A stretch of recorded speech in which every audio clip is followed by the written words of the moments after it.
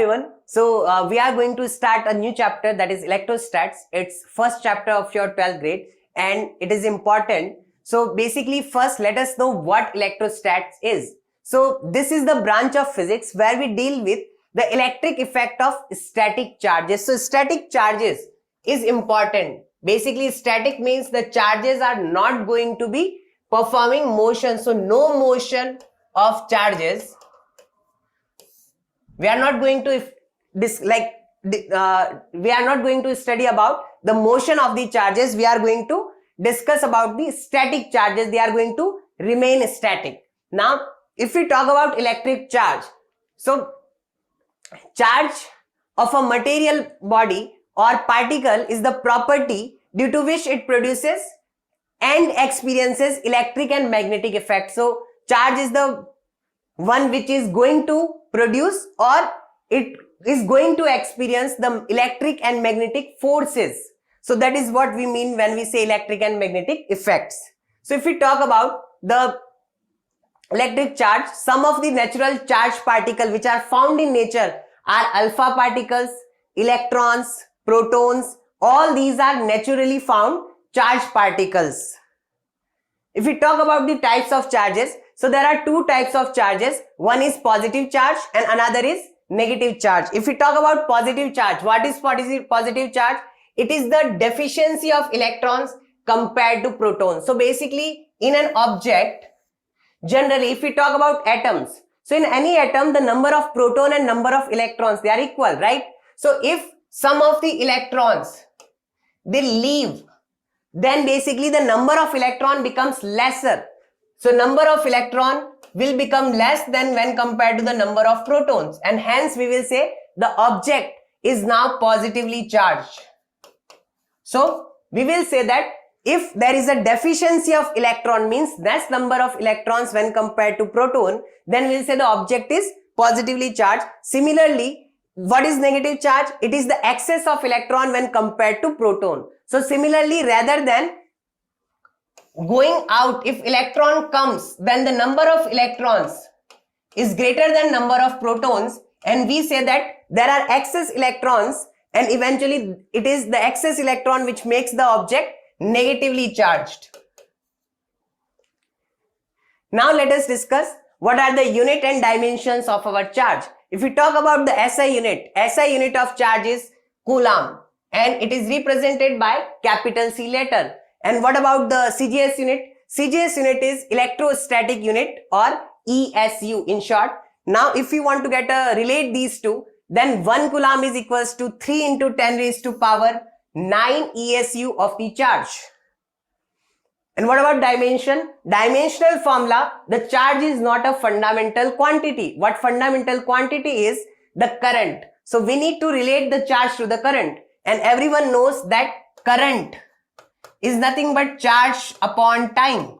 The charge flows through a conductor divided by time, right? So that is what our current is.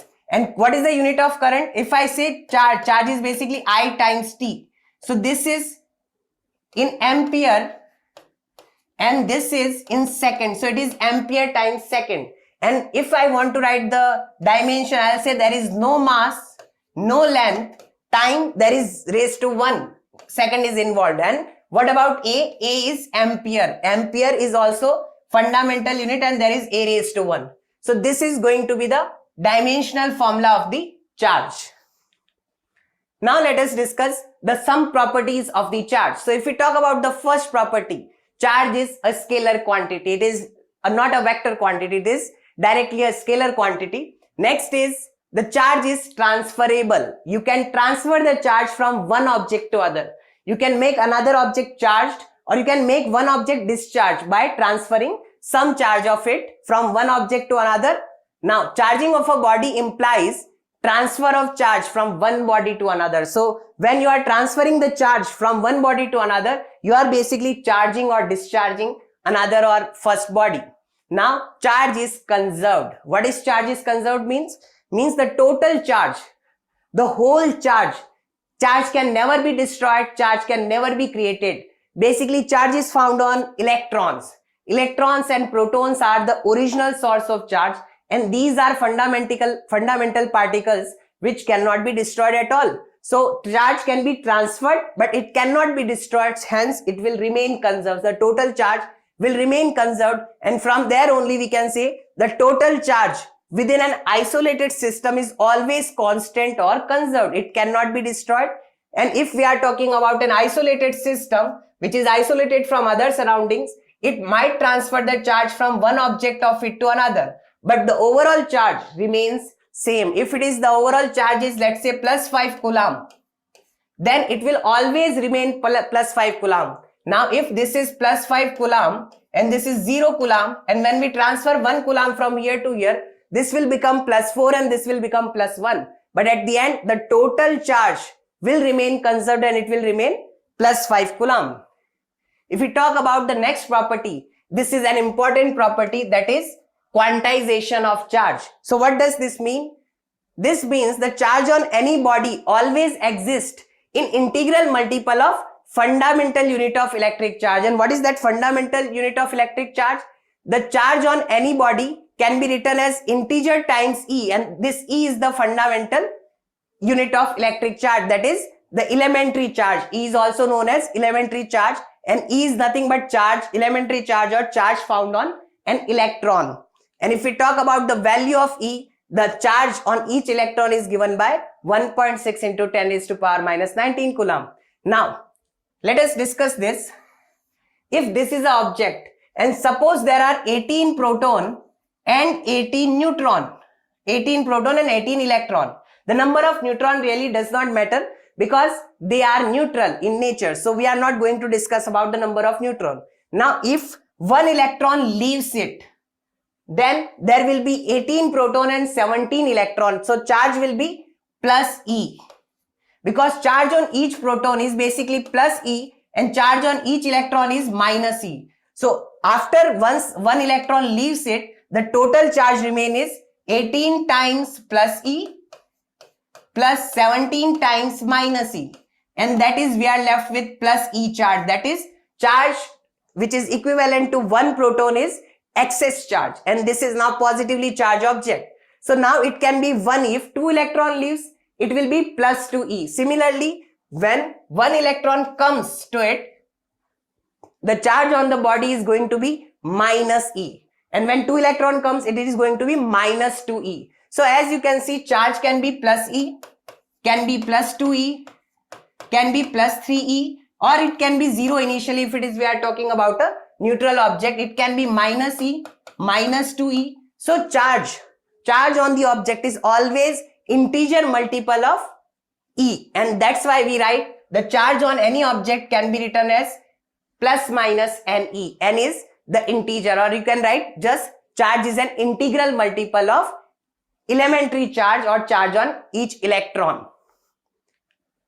Let us do a question regarding that. So there is a question which says, which of the following charge cannot be possible? Which of these 4 charges is not possible at all? Or as you can see, all the charges are positive. So it means the electrons are leaving the object. If we discuss the first case is the charge of a single proton. So that is possible when, because this is 1 times E. So this charge is definitely possible. Second charge is 10 times E, because E is 1.6 into 10 raised to power minus 19. When you multiply with 10, you get 10 raised to power minus 18. And what about the last charge? I say this is NE, then what will be N? N will be 1 divided by 1.6 into 10 raised to power minus 19, which is nothing but 10 raised to power plus 19 divided by 1.6, and this is also an integer number. But what about the case number 3? This means this is nothing but 0.1 times E. That is, this is E divided by 10, right? So what does this mean? To achieve this charge, 0.1 electron has to leave the atom, which is not even possible, right? So this is not possible. Here in case number 1, 2 and 4, the total charge on an object is integral multiple of E, while in case number 3, this is not an integer. Hence we will say this is the charge which is not possible for an object to have on it.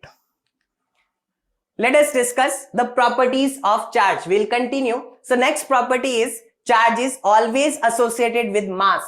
What does that mean? That means that charge cannot exist without mass, but mass can exist without charge. So if we talk about like neutrons, so all the neutrons, they are neutral in nature, but they have some mass, right? But if you want to have charge, that object or the particle, fundamental particle, whatever is that particle or object which is having some charge will definitely have the mass. So mass can be neutral or charged, but charge is always with some mass. So we can say the alone charge cannot exist.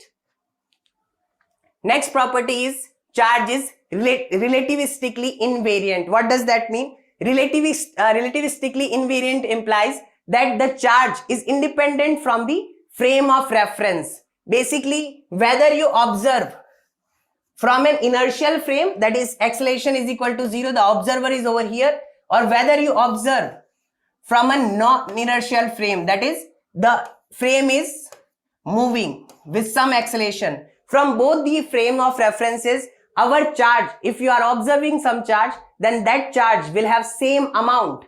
The magnitude of charge is not going to change whether you look from this frame or this frame. That's what it means to be relativistically invariant. Next property is like point charges repel each other while unlike point charges attract each other. So if there are two positive point charges, they are going to repel each other. What will be the magnitude of this force with which they repel each other? We'll learn in Coulomb's law, which we are going to study later. If there are two negative charges, then they are also going to repel each other. And if one is positive charge and the other is negative charge, then rather than repelling, they attract each other. So let us discuss this in further. So an accelerated charge, if the charge is static, it does not radiate any energy. But if charge is getting accelerated, then it always emits the electromagnetic waves. So this topic we are going to discuss in another chapter, which is electromagnetic waves. Now, how can you make an object charge? So there are methods of charging. So if we talk about how many types of method of charging, there are three types of methods with which we can charge an object. First is charging by friction, second is by conduction, and third is by induction. Let us discuss them one by one. The first is charging by friction. So whenever you rub a neutral body against another neutral body, there is a transfer of electrons. So the one body which is giving out the electrons becomes positive, giving out the electrons to another body becomes positively charged, while the other body which is gaining the electrons, so the body which gains the electron becomes negatively charged because there are excess electrons, and the body which gives out the electron becomes negatively charged. Now this is a case where we are rubbing two insulator objects, and now one is the cloth and another is a glass rod. So here, as you can see, some of the electrons are moving from rod to the cloth. So here we will have an excess of charge. So this will become negatively charged, and some of the electrons are left leaving this rod. So this is becoming positively charged. The next method is the charging by conduction. So conduction happens when two conductors, or at least one charge, when there are two conductors, at least one of which is charged. When they are brought in contact, the flow of charge takes place from one to another until both are at the same potential. So this is a neutral object. I have this piece of conductor which is negatively charged. When you put them in contact, so when this is when this is negatively charged, there is an excess of electron. Some of these excess electron will leave and go to the other object and will make that also negatively charged. So we can say that the charges which are produced are similar in nature. We brought the negative charge, and the charge which the neutral object gained after conduction is also negative. So some of the original charge is only transferred. So they are similar in nature. Next is the charging by induction. So every charged particle attracts another particle having opposite charge. So two opposite charge attract each other. We had already discussed. This method can be utilized for charging conducting as well as non-conducting bodies. How to do that? First, let us say this is a neutral object. It does not have any charge at all. So there is equal amount of positive and negative charge. When I bring this another charge object in I'm not keeping it in contact, I'm just keeping it near the uncharged or neutral object. When that happens, there is a distribution of charge which is taking place over here. So when this is positive, so all this negative charge gets attracted due to this positive charge and comes close to this surface. When that happens, what we do is the second process is do the earthing of the other way around. So here this part I am connecting to the earth, or I am connecting it to the ground. When you do the earthing, what happens is this region is positively charged, and when that earthing takes place, what happens is that part becomes neutral. So here there was a deficiency of electron, and these excess electrons, some of the electrons comes from the ground and make this part neutral. But these electrons, they are still attracted, so they remains there. And now you remove the earthing. As soon as you remove the earthing, these electrons are still attracted, and this becomes overall, this is negatively charged now. Now, as soon as you remove this one also, these charges get redistributed throughout the body, and now you get a negatively charged body. So initially this body was neutral, and now it is negatively charged. Here the benefit is when compared to conduction. So benefit is the originally charged body is not getting affected at all. This is as it is, and this charge is not going to be destroyed or not going to be affected.